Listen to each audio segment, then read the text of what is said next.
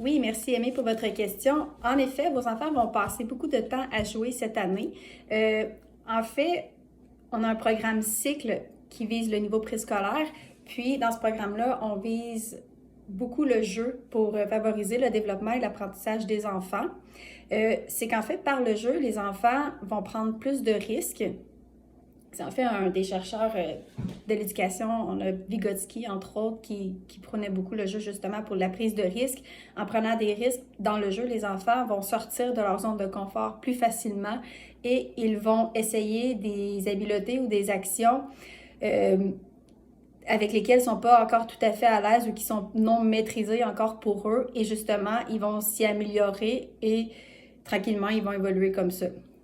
Alors, c'est pour ça qu'au niveau préscolaire, on priorise les situations de jeu pour favoriser le développement et l'apprentissage.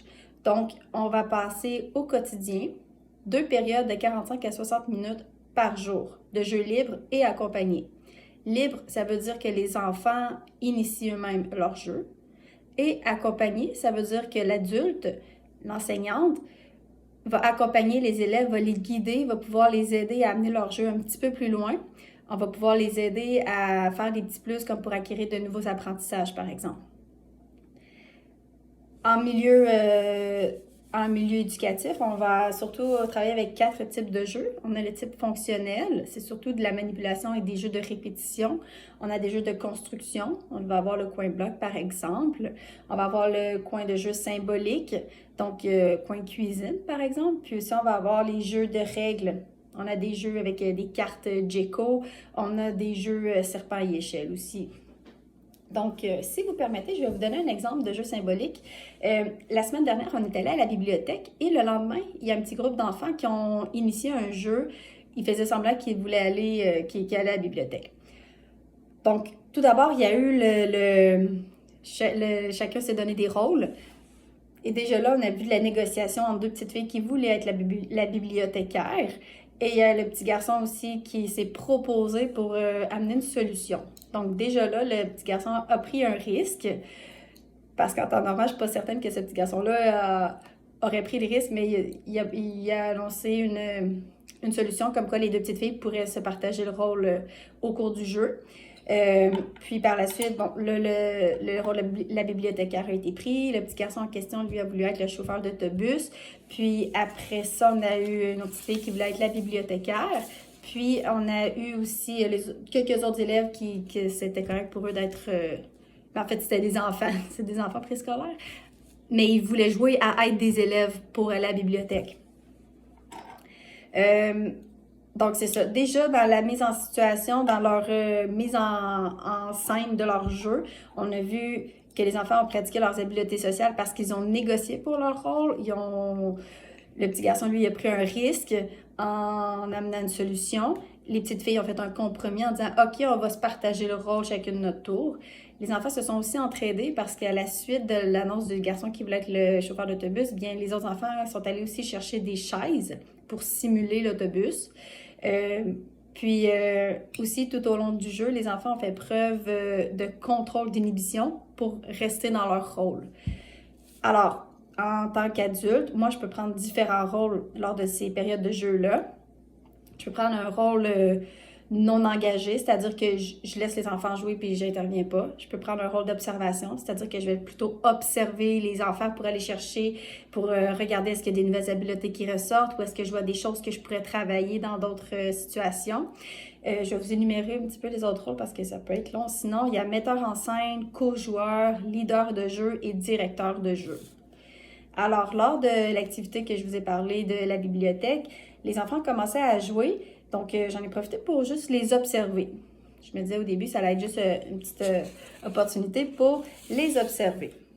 Et puis, rendu au moment de manipuler les livres, la bibliothécaire regardait les autres enfants, puis je voyais qu'elle ne savait pas trop quoi faire. Donc, c'est là que j'en ai profité pour rentrer dans leur jeu. Puis, je les ai questionnés à savoir, est-ce que vous vous rappelez c'est quoi les tâches de la bibliothécaire? Puis là, les élèves, les enfants, pardon, ils m'ont rapidement répondu, oui, elle accueillait les gens, elle devait noter les livres, les livres avec lesquels les personnes partaient. Elles devaient reprendre les livres lors des retours. Ils doivent placer les livres sur les tablettes. Ah, aussi, ils doivent placer les livres sur les présentoirs. Puis là, il y a quelqu'un qui a dit, aussi, ils nous ont raconté une histoire. Alors là, dans ce questionnement-là, j'ai activé leur connaissance antérieure. J'ai vérifié, OK, qu'est-ce qui se rappelle déjà? Alors de là, je suis partie, puis j'ai dit, OK, alors, moi, dans ma tête,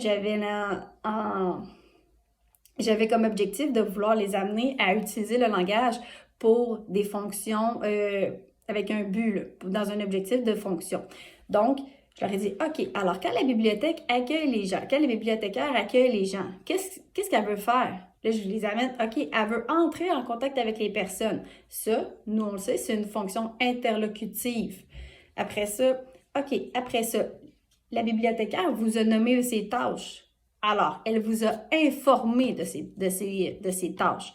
Donc là, tu parles avec un objectif d'informer quelqu'un. Puis aussi, quand la bibliothécaire vous a raconté l'histoire, est-ce que c'est vrai l'histoire? Est-ce que ou c'est comme quelque chose qui a été inventé? Alors, c'est quelque chose qui a été inventé. Alors, ça peut être aussi une fonction imaginative du langage.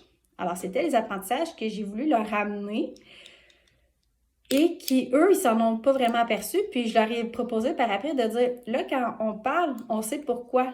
On sait pourquoi on veut parler. Donc, vous pouvez essayer de voir, pourquoi est-ce que je veux parler?